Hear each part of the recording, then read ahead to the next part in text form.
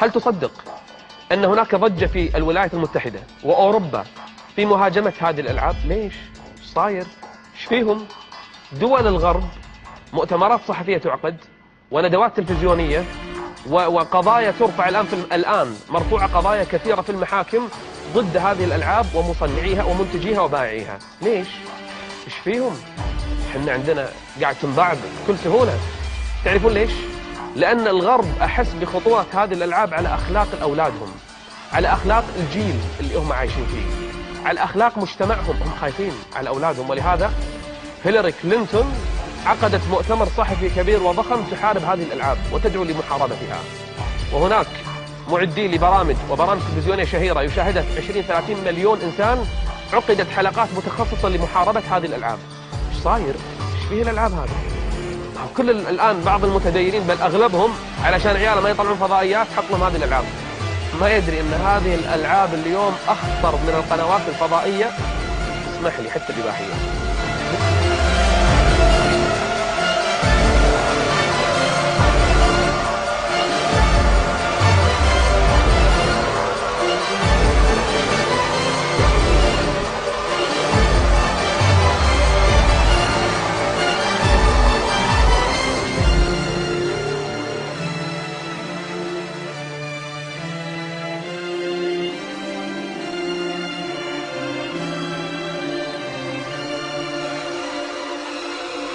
أنا أتكلم عن شنو؟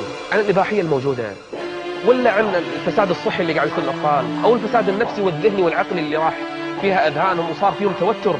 تلقى الطفل بسم الله ذاك اليوم شفت لي طفل قاعد يصارع نفسه، ما أدري إيش فيه، قاعد يسوي حركات وقاعد صار مثل المجنون.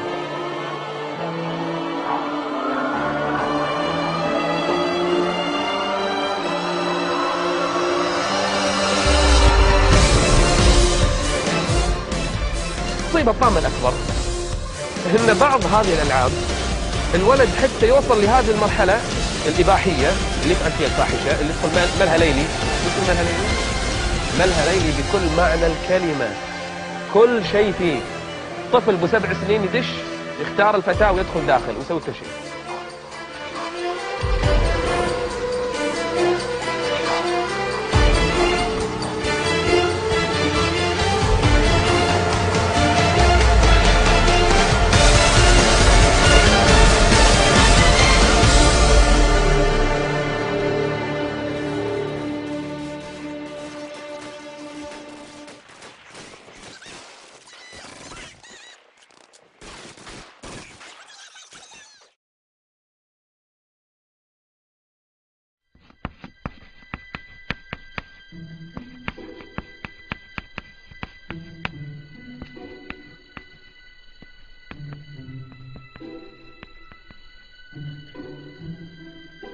How best to say this?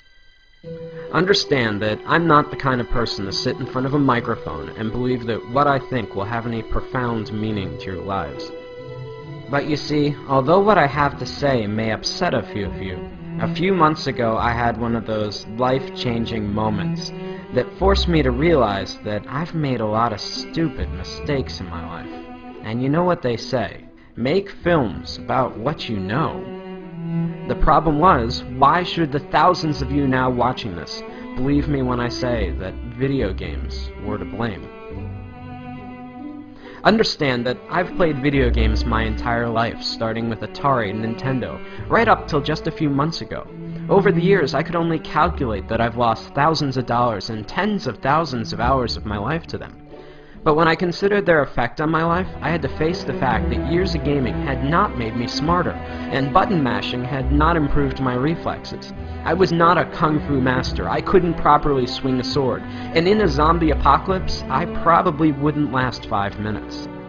We often forget that video games are entertainment. That means beyond making you feel good, they have no lasting value. Regardless of how important it may feel to you, there is no place on a resume for Xbox achievements. The real pain behind my years of video game addiction was that I never realized their true costs.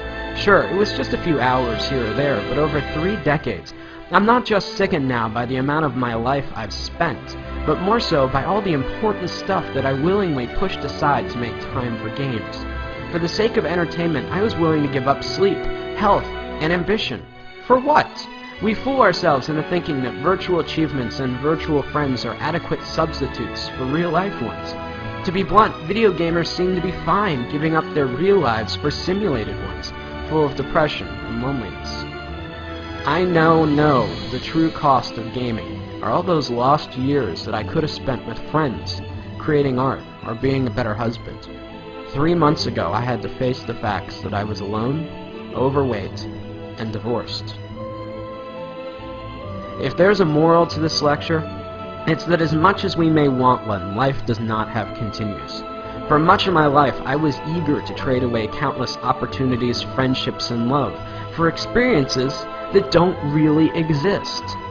I guess what I'm saying is, it took me a long time to figure all this out, and along the way, I missed out on a lot of life. At the risk of sounding like an after-school special, don't allow something as stupid as video games consume the best years of your life at the expense of all the greatness you could achieve. Consider this my promise. That's a mistake I don't plan to make again.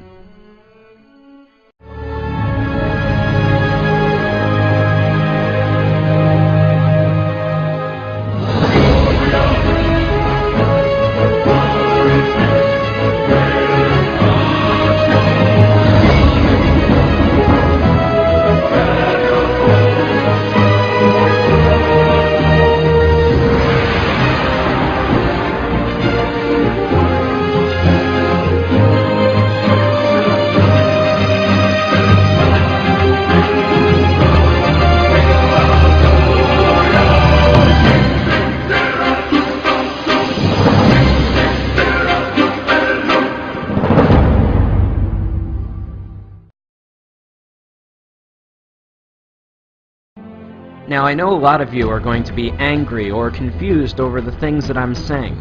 Call me whatever names you like, pretentious or not. Understand that while I don't hate video games or the people that make them, I'm still worried about their overwhelming negative effects that they've had on my generation. But halfway through animating this film, I came across a documentary about the Penny Arcade convention, and that's when it hit me. Healthy gamers do not dwell away on the games, but instead embrace the community. While there may not be value in the games themselves, anything that brings people together and builds communities that embrace who you really are can't be half bad. As I scan through the images of very different people, all united by a common interest, it gives me hope that something good may still come out of all this. We are the first generation forced to find a balance between letting technology improve our lives or risk allowing it to dominate us. In reality, does Warcraft or Facebook improve your social life, or are you sitting at home, alone? Either way, the only thing I know is that I'll never find out sitting alone in front of my TV, and neither will you. Whatever you choose, remember, in this game, you only get one life.